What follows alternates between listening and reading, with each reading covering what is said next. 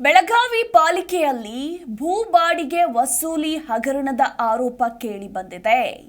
ಗುತ್ತಿಗೆ ನಿಯಮ ಉಲ್ಲಂಘನೆ ಆರೋಪ ದೊಡ್ಡ ಮಟ್ಟದಲ್ಲಿ ಚರ್ಚೆ ಆಗ್ತಾ ಇದೆ. ಪಾಲಿಕೆ ಭೂ ಬಾಡಿಗೆ ವಸೂಲಾತಿ ಗುತ್ತಿಗೆ ವಿಷಯದಲ್ಲಿ ಈಗ ಭಾರಿ ಲೋಪದೋಷಗಳು ಕೂಡ ಕಂಡು ಬಂದಿರುವಂತದ್ದು.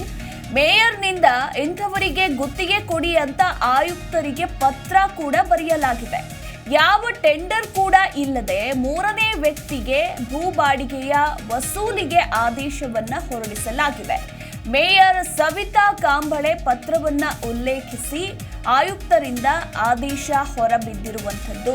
ಹೀಗಾಗಿ ಬೆಳಗಾವಿ ಪಾಲಿಕೆಯಲ್ಲಿ ಭೂ ಬಾಡಿಗೆಯ ವಸೂಲಿ ಹಗರಣದ ಆರೋಪ ಗಂಭೀರವಾಗಿ ಕೇಳಿ ಬಂದಿರುವಂಥದ್ದು. ಗುತ್ತಿಗೆ ನಿಯಮ ಉಲ್ಲಂಘನೆ ಆರೋಪ ಸದ್ಯಕ್ಕೆ ದೊಡ್ಡ ಮಟ್ಟದ ಚರ್ಚೆಗೆ ಗ್ರಾಸವಾಗಿದೆ.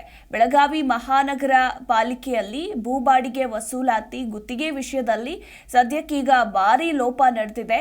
ಮೇಯರ್ ಸವಿತಾ ಕಾಂಬಳೆ ಇಂಥವರಿಗೆ ಗುತ್ತಿಗೆಯನ್ನ ಕೊಡಿ ಅಂತ ಪತ್ರವನ್ನ ಆಯುಕ್ತರಿಗೆ ನೀಡಿದ್ರು.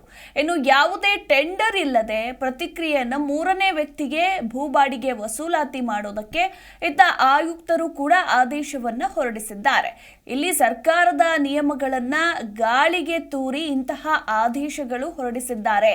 ಬೆಳಗಾವಿ ಮಹಾನಗರ ಪಾಲಿಕೆ ಟೆಂಡರ್ ಪ್ರಕರಣ ಮೈಸೂರು ಮೂಡ ಹಗರಣವನ್ನ ಕೂಡ ಮೀರಿಸುವಂತದ್ದು ಎಂಬ ಮಾತುಗಳು ಕೂಡ ಕೇಳಿ ಬರ್ತಾ ಇದೆ. ಹಿರಿಯ ಅಧಿಕಾರಿಯೊಬ್ಬರು ಹೇಳೋ ಪ್ರಕಾರ 1 ಲಕ್ಷದಿಂದ 5 ಲಕ್ಷದವರೆಗೆ ಇದ್ರೆ ಮಾತ್ರ ತಾತ್ಕಾಲಿಕ ನೀಡಬಹುದು. ಇಲ್ಲಿ ತಿಂಗಳಿಗೆ 10 ಲಕ್ಷ ಮೀರಿದೆ ಅಂತ ಹೇಳಲಾಗಿದೆ. ಹೀಗಾಗಿ ಆಯುಕ್ತರು ಮೂರನೇ ವ್ಯಕ್ತಿಯ ಜೊತೆಗೆ ಹೊಂದಾಣಿಕೆಯನ್ನ ಮಾಡಿಕೊಂಡಿದ್ದಾರೆ ಎಂಬ ಆರೋಪಗಳು ಕೂಡ ಕೇಳಿ ಬಂದಿರುವಂತದ್ದು.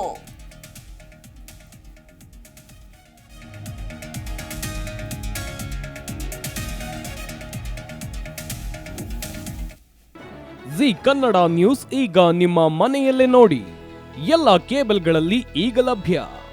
ಸನ್ Direct 292, Jio TV 1334, U digital 162, city cable 51, GTPL 17, Abhishek cables 821, rock line telecommunication 51, Shri Basaveshwara number 60, Vinayaka digital number 53, in digital number 896ರಲ್ಲಿ ನಿಮ್ಮಿಸ್ತದ ಜಿ ಕನ್ನಡ ನ್ಯೂಸ್ ನೋಡಿ ಆನಂದಿಸಿ.